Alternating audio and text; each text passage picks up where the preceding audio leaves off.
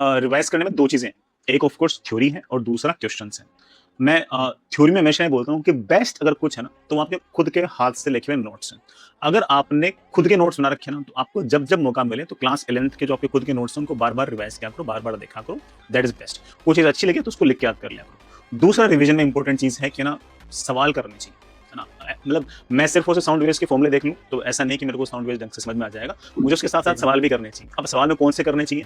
जब आपने पहली बार साउंड वेव्स पढ़ा था, तो जो-जो सवाल आपसे गलत हुए थे, आप उनको हमेशा रेड मार्क कर लो और सिर्फ रेड मार्क्ड क्वेश्चंस के साथ ही टाइम स्पेंड करो। अगर ऐसा कर रहे हो, तो बिल्कुल चीज़ें सॉल्व हो जाएँगी, बड़े आराम से आप टच में रहोगे, कोई दिक्कत ऐसे सच नहीं आएगी। तीसरा मैं और बोलूँगा कि आप लेट्स से किसी भी इंस्टीट्यूट में पढ़ रहे हो, उस इंस्टीट्यूट के अंदर आप क्लास 12th में हो, तो उसके साथ टेस्ट के लिए क्लास 11th के टॉपिक्स हमेशा उसके साथ होंगे। लेट्स से कि ना क्लास 12th का चैप्टर नंबर 3 चल रहा होगा, तो उस टाइम पर 1, 2, 3 चैप्टर क्लास 12th के तो होंगे और क्लास 11th के भी कोई 2 रैंडम चैप्टर साथ में उस टेस्ट में होंगे।